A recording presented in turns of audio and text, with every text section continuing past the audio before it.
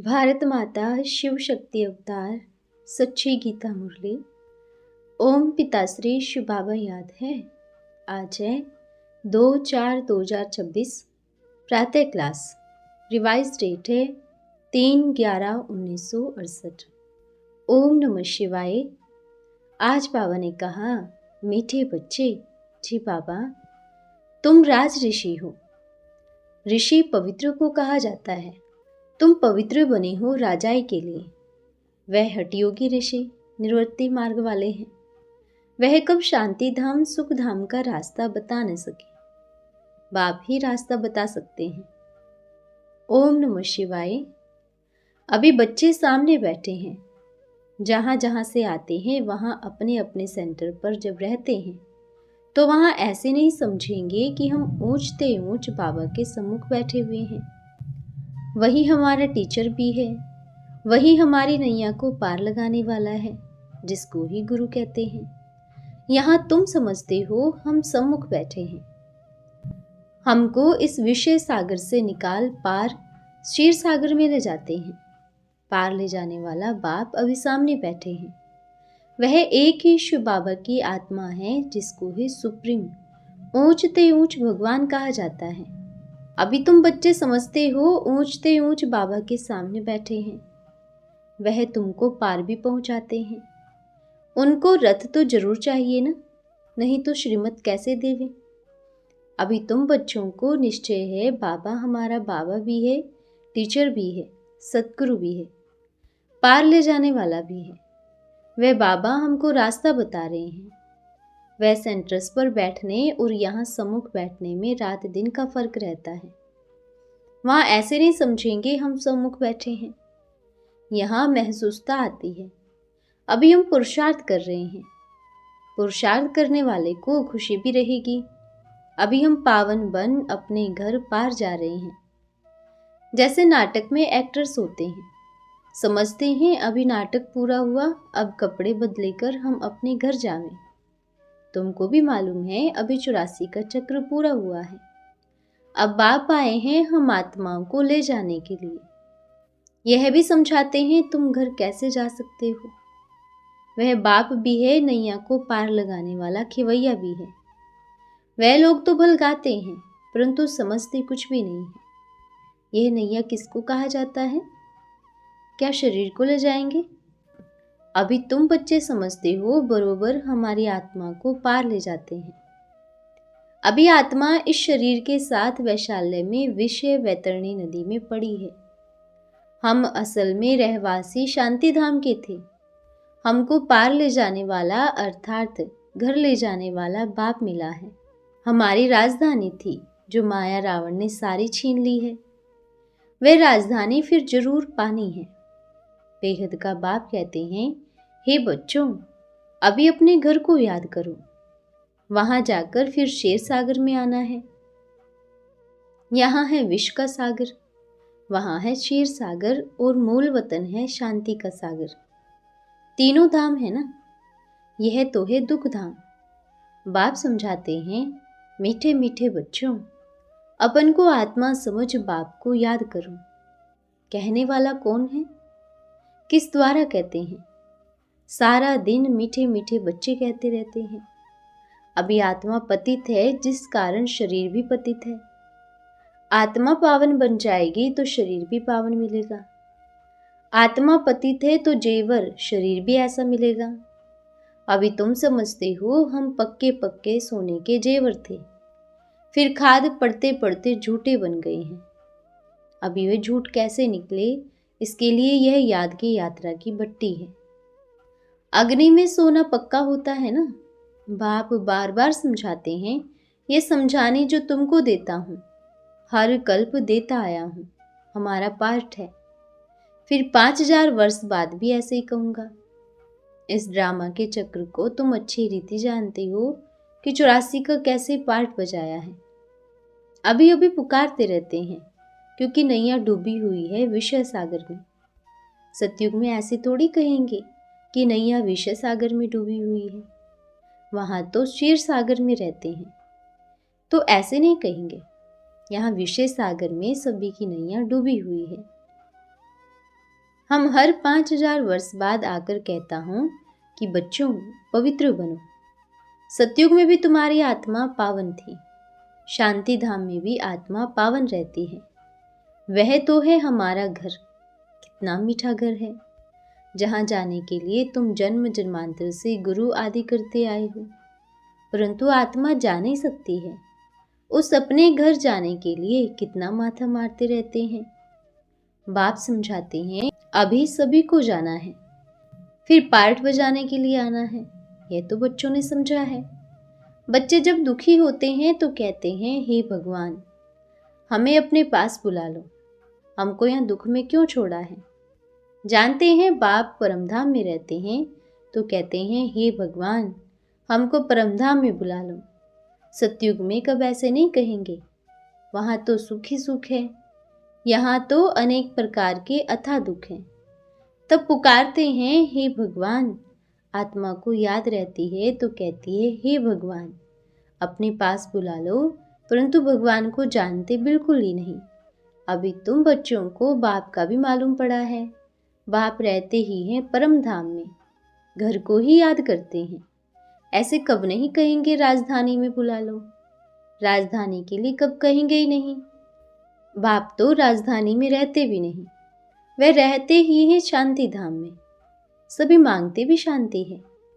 परम धाम में भगवान पास तो जरूर शांति ही होगी, जिसको मुक्ति कहा जाता है। वह है आत्माओं का रहने का स्थान, जहाँ से आत्माएं आती हैं। सतयुग को घर नहीं कहेंगे, वह है राजधानी। अभी तुम कहाँ कहाँ से आए हो, यहाँ आकर सम्मुख बैठे हो। बाप बच्चे बच्चे कहकर बात करते हैं। बाप के रूप में बच्चे बच्चे ही कहते हैं। टीचर बन सृष्टि के आदि मध्य अंत का राज अथवा हिस्ट्री ज्योग्राफी समझाते हैं। यह बातें कोई शास्त्रों में नहीं है। तुम बच्चे जानते हो मूल वतन है हम आत्माओं का घर। सूक्ष्म वतन में तो है दिव्य दृष्टि की बात। बाकी सतयुग त्रेता द्वापर कलयुग यहाँ ही होता है। पार्ट भी तुम यहाँ बजाते हो। सूक्ष्म वतन का कोई पार्ट नहीं, वहाँ है साक्षात्कार की बात। रहने का स्थान है ही यह। सुख धाम सतयुग को कहा जाता है। कल की बात है, दुख धाम की बात नहीं। कल और आज यह तो अच्छी रीत बुद्धि में होना चाहिए। कल हम सतयुग में थे, फिर 84 जन्म लेते लेते आज नरक में आ गए हैं। बाप को बुलाते भी हैं नरक में। सतयुग में तो अथाह सुख है, तो कोई भी बुलाते नहीं। यहाँ तुम शरीर में हो तब बात करते हो। बाप कहते हैं मैं जाने जाननहार हूँ, अर्थात सृष्टि के आदि मध्य अंत को जानता हूँ, परंतु सुनाऊं कैसे। विचार करने की बात है ना, इसलिए लिखा भी हुआ है। बाप रथ लेते हैं, कहते हैं मेरा जन्म तुम्हारे सदस्य नहीं है, मैं तो इसमें प्रवेश करता हूँ। रथ का भी परिचय देते हैं। यह आत्मा भिन्न भिन्न नाम रूप धारण करती है। अभी आकर तमु प्रधान बनी है, इनको ही छोरा कहते हैं। इस समय सभी छोरे हैं, क्योंकि बाप को नहीं जानते हैं, तो सभी छोरे और छोरियां हो गई। आपस में जब लड़ते हैं तो कहते हैं ना छोरे छोरियां लड़ती क्यों हो, तो बाप कहते हैं मुझे सभी भूल गए हैं। आत्मा ही कहती है छोरे और छोरियां। लौकिक बाप भी कहते हैं, पारलौकिक बाप भी ऐसे कहते हैं। छोरे छोरियां यह हाल तुम्हारा क्यों हुआ है, कोई धनी थोड़ी है। तुमको बेहद का बाप जो स्वर्ग का मालिक बनाते हैं, जिसको तुम आधा कल्प से पुकारते आए हो, उनके लिए कहते हो ठिक्कर भीतर में है। बेहद का बाप अभी सम्मुख बैठ समझाते हैं। अभी तुम बच्चे समझते हो हम बाबा के पास आए हैं। यह बाबा ही हमको पढ़ाते हैं, हमारी नैया पार करते हैं, क्योंकि यह नैया बहुत ही पुरानी हो गई है। तो कहते हैं इनको पार लगाओ, फिर हमको नहीं दो। पुरानी नैया खौफनाक होती है। कहाँ रास्ते में टूट गई तो एक्सीडेंट हो जाए, तो तुम कहते हो हमारी नैया पुरानी हो गई है, अभी हमें नहीं दो। इनको खिवैया भी कहते हैं, नैया भी कहते हैं। बाबा हमको तो ऐसे वस्त्र चाहिए, आत्मा कहती है। बाप कहते हैं मीठे मीठे बच्चों, स्वर्गवासी बनना चाहते हो? हर 5,000 वर्ष बाद तुम्हारा यह कपड़ा पुराना होता है, फिर देता हूँ। यह है आसुरी चोला। आत्मा भी आसुरी है। मनुष्य गरीब होंगे तो कपड़े भी गरीबी के पहनेंगे, साहूकार होंगे तो कपड़े भी साहूकार के पहनेंगे। यह बातें अभी तुम समझते हो। यहाँ तुमको नशा चढ़ता है, हम किसके सामने बैठे हैं। सेंटर पर बैठते हो तो वहाँ तुमको यह भाषणा नहीं आएगी। यहाँ सम्मुख होने में कशिश होती है, क्योंकि बाप डायरेक्ट बैठ समझाते हैं। वहाँ कोई समझाएंगे तो बुद्धि योग कहाँ भागता रहेगा। कहते हैं ना, गोरख धंधे में फंसे रहते हैं, फुर्सत ही कहाँ मिलती है। यहाँ तो प्रैक्टिकल में बाप कहते हैं, मैं तुमको समझा रहा हूँ, तुम भी समझो। बाबा हमको इस मुख द्वारा समझाते हैं। इस मुख की भी कितनी महिमा है। गौमुख से अमृत पीने के लिए कहाँ कहाँ जाकर धक्का खाते हैं, कितनी मेहनत से जाते हैं। है सभी झूठ। मनुष्यों में तो समझ नहीं है ना कि यह गौमुख क्या है। कितने बड़े बड़े समझदार मनुष्य जाते हैं, इसमें फायदा क्या, और ही टाइम वेस्ट होता है। बाप कहते हैं ये सूर्य उदय होना आदि क्या देखेंगे, फायदा तो इनमें कुछ है नहीं। फायदा होता ही है पढ़ाई में। गीता में पढ़ाई है ना, गीता में कोई भी हठयोग आदि की बात ही नहीं, उसमें तो राजयोग है। तुम भी पढ़ते हो राजाई लेने के लिए। तुम जानते हो इस आसुरी दुनिया में तो कितने लड़ाई झगड़े आती हैं। बाबा तो हमको योग बल से पावन बनाए विश्व का मालिक बना देते हैं। देवियों आदि को हथियार दे दिए हैं, परंतु वास्तव में इसमें हथियार आदि कोई बात ही नहीं। काली को देखो कितना भयानक बनाया है। यह भी अपने अपने मन की भ्रांतियों से बैठ बनाया है। देवियां कोई 4-8 भुजा वाली थोड़ी होती है। ये भक्ति मार्ग में क्या क्या होता है सो बाप बैठ समझाते हैं। एक एक बेहद का नाटक है, इसमें कोई की निंदा आदि की बात ही नहीं। अनादि ड्रामा बना हुआ है, इसमें कुछ भी फर्क नहीं पड़ता है। ज्ञान किसको कहा जाता है, भक्ति किसको कहा जाता है, यह बाप ही बैठ समझाते हैं। भक्ति मार्ग से फिर भी तुमको पास करना पड़ेगा। ऐसे नहीं कि तुम 84 का चक्र लगाते लगाते नीचे आएंगे। यह अनादि बना बनाया बड़ा ही अच्छा नाटक है जो बाप बैठ समझाते हैं। ड्रामा के राज को भी समझने से तुम विश्व के मालिक बन जाते हो। वंडर है ना, भक्ति कैसे चलती है, ज्ञान कैसे चलता है। यह नाटक बना हुआ है। नाटक तो नाटक ही है, उसमें हम पार्ट बजाते हैं। यह भी बाप समझाते हैं। यह खेल अनादि बना हुआ है, इसमें कुछ भी चेंज नहीं हो सकता। वह तो कह देते ब्रह्म में लीन हो गया, ज्योति ज्योत में समाया। यह संकल्प की दुनिया है, जिसको जो आता है वह कहते रहते हैं। संकल्प की दुनिया है, फिर तो कोई बात ही नहीं। ये तो अनादि बना बनाया खेल है। मनुष्य बायोस्कोप देखकर आते हैं, क्या इसको संकल्प का खेल कहेंगे? बाप बैठ समझाते हैं यह बेहद का नाटक है जो हूबहू रिपीट होगा।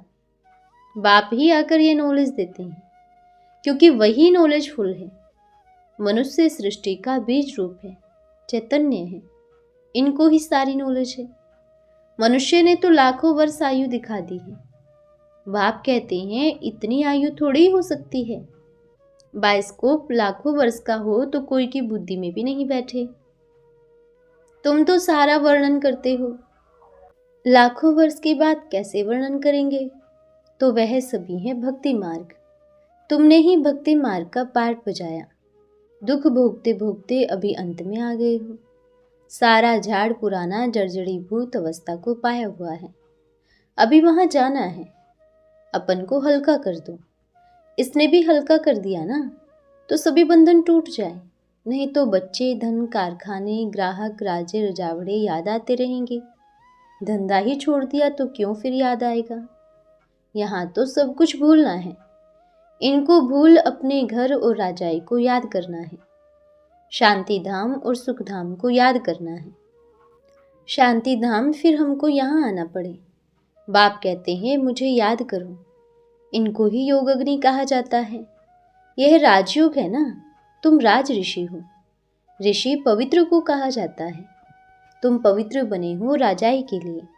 वह हठयोग ऋषि है, निर्वृत्ति मार्ग वाले हैं। वे कब शांति धाम सुख का रास्ता बता न सके, बाप ही रास्ता बता सकते हैं। वह तो कहते हैं हम ब्रह्म में लीन हो जाएंगे। भगवान उवाच, यह झूठ बोलते हैं, बाप ही सत्य बताते हैं। तुम भी समझते हो यह नाटक है, सभी एक्टर्स यहाँ जरूर होने चाहिए, फिर बाप सभी को ले जाएंगे। यह ईश्वर की बारात है ना, वहाँ बाप और बच्चे रहते हैं। मुझे याद ही दुख में करते हैं, तो वहाँ फिर मैं क्या करूँगा। तुमको शांति धाम सुख धाम में भेजा, बाकी क्या चाहिए। तुम सुख धाम में थे तो बाकी सभी आत्माएं शांति धाम में थी। फिर नंबरवार आते गए, नाटक आकर पूरा हुआ। बाप कहते हैं बच्चे अभी गफलत मत करो, पावन तो जरूर बनना है। अबलाओं पर अत्याचार तो गाए हुए हैं। तब तो द्रौपदी ने पुकारा ना, तुम सभी हो द्रौपदियां, वह है दुशासन। एक दो पतित बनाते हैं, नाम करके एक का दिया है, पुकारते तो ढेर हैं। दुशासन पतित बनाते हैं, तब बाप को याद करते हैं। बाबा हमको ये पतित बनाते हैं, हम परवश हैं, छोड़ते ही नहीं हैं। बाप कहते हैं यह वही ड्रामानुसार पार्ट बज रहा है, तुम्हारे लिए ही ड्रामानुसार मैं कल्प कल्प आता हूँ। नई दुनिया में अभी चलना तो है ना। नई दुनिया और पुरानी दुनिया की आयु एक्यूरेट है, 1 सेकंड का भी फर्क नहीं पड़ सकता। तुम्हारे पार्ट में भी फर्क नहीं हो सकता। बाप सम्मुख बैठ समझाते हैं, कहते हैं मीठे मीठे बच्चों पावन बनो। पढ़ाते भी बहुत ऊंच है, ये लक्ष्मी नारायण बनाने के लिए। इस बाबा की आत्मा को भी पढ़ाकर भविष्य में यह बनाएंगे। कहते हैं बाबा आप तो पढ़ाकर कल्प कल्प हमको यह बनाते हो। एम ऑब्जेक्ट यह है, हम स्वर्ग में तो जरूर जाएंगे, बाकी तो जितना पढ़ेंगे पढ़ाएंगे उतना ही उच्च पद पाएंगे। यह भी समझते हो शिवाय पवित्रता के बेड़ा पार नहीं होगा, परंतु असुरों के बंधन में है। वे कितना मारते पीटते दुख देते हैं, दोस्तों को भाइयों को ले आकर पतित बनाते हैं। दवाई सुंघाकर भी अपनी आस पूरी कर लेते हैं, छोड़ते नहीं हैं। शराब पीते हैं तो फिर जैसे जिन हो जाते हैं। वे बेचारी रड़ियां मारती रहती हैं, गुस्से में आकर मार भी डालते हैं। अबलाओं पर अत्याचार गाए हुए हैं। आजकल तो स्त्रियां भी गुस्से में आकर पति को मार डालती हैं। इसको कहा जाता है दुख धाम। बाप सभी राज समझाते रहते हैं, घर जाने का फिर राजधानी में आने का राज भी समझाते हैं। अच्छा, रूहानी बच्चों को याद प्यार। हम रूहानी बच्चों की रूहानी माता पिता बाप दादा को याद प्यार, शुभ प्रभात और नमस्ते बाबा नमस्ते। धन्यवाद बाबा धन्यवाद। आज का वरदान है भाग्यवान भव। सभी अपने श्रेष्ठ भाग्य के गुणगान करते हुए सदा खुशी में रहते हो।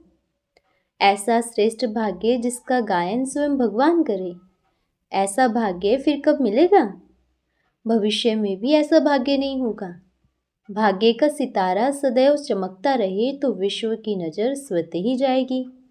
इस समय की ऊंची स्थिति की रिजल्ट सारे कल्प में ऊंचे रहेंगे। हर पार्ट ऊंचा बनाने के कारण ऊंची आत्मा अनुभव करेंगे। अच्छा, ओम नमः शिवाय।